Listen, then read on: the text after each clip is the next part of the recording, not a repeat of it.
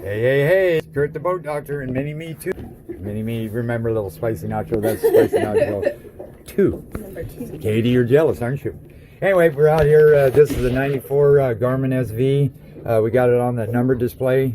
You can go home, go back in here, you can go into chart. You got fishing chart. If you have some like halibut spots, you can use this one. Then use your standard navigation. You got your compass. There's your suggested line right there. We're out in the ocean. There's your buoy number 3. Whistler's out there. You can just hit home again. Then you go into your sonar. You can go to traditional. And then the deeper the water, you can set your range. I got that set up here where you can just hit this button. Then you can record it too. The degrees is 56, so that ain't too bad. Maybe go out 30, 40 miles out right now for tuna. 12.9, there's your time. And then you can go back here if you just hit back. Then you go to clear view. Clear view is basically 200 and less. I mean, these are getting a lot better. They're up to about 1100 on the frequency. So then you can go home. You can do your sonar again. You can go to side view. And that's really clear, actually. If you go over there by the lighthouse, you'll see the bottom like a road on the rocks where you want to bottom fish. Then you go back on that. Then you got your splits. So that's your side and your down. You go back. Then you go over here, you can go to data graphs, you can keep track of your water temp and your depth. So if you found a hot spot, you can go back and find it. Then you go back again, and then you go home. You can find like your combos, like I got set up right here. So that's your down, traditional, and then GPS. A real beautiful day out here, by the way. I mean, it just gradual rolling swells. And then you go nav info, you can go back into that. You can waypoint routes, tracks, inland service, tides and currents. You hit that tides, hit that, and there you go. We're slack right now. So the tide's going to be changing. It's incoming. And that's going to be, you can move that and tell. That's going to be at 423 at high. You can change the date. And when you come down here, I'll show you what all this thing does if you go out for a ride. And then you got your trip. So basically what I do is I run this when I'm on the outside. I'll go just a sonar, and there's some fish right there, bait fish probably. This is called an A-scope, so if that A-scope's lit up like that and you see fish after, that's living.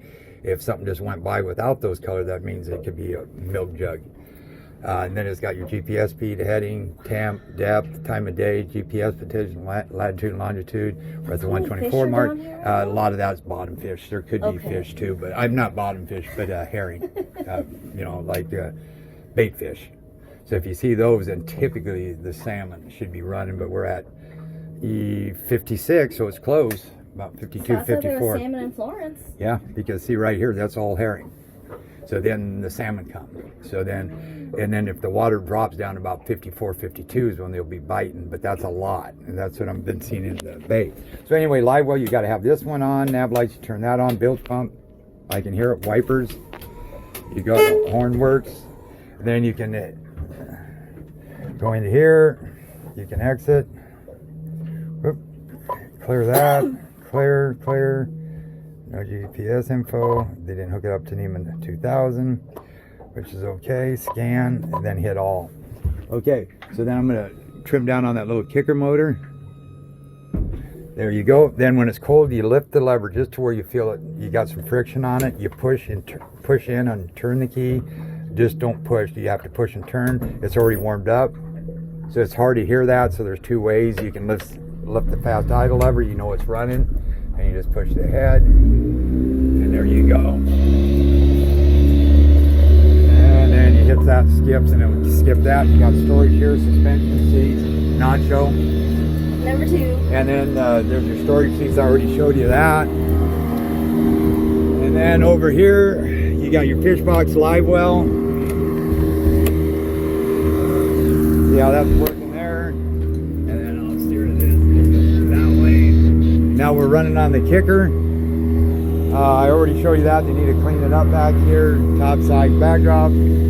Oh, yep, my old gaff hooks, or not gaff hook, but my boat hook's still there. I didn't lose that. So this is the kicker motor, and we're out in the ocean.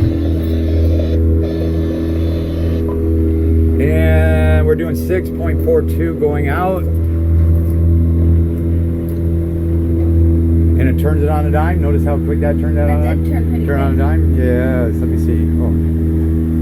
There, smile. There you go. Jeez. Okay. Oh.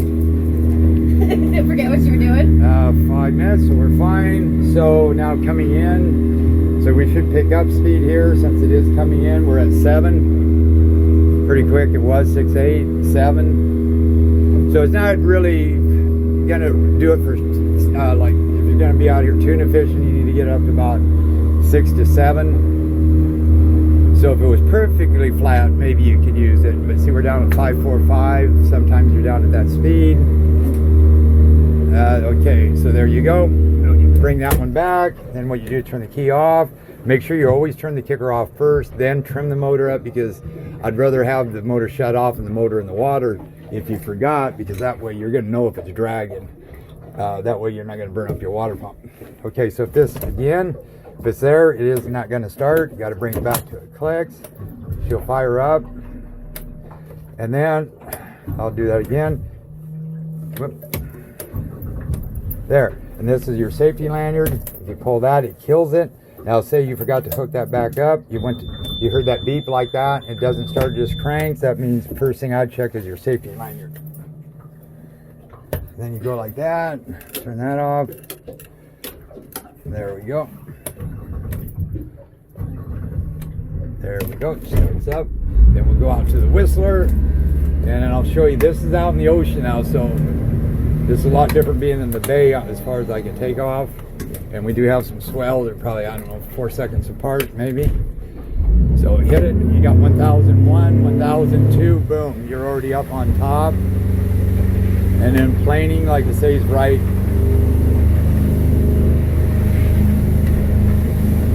about there, 17 miles an hour. Cruising is right about there. And again, we are out here.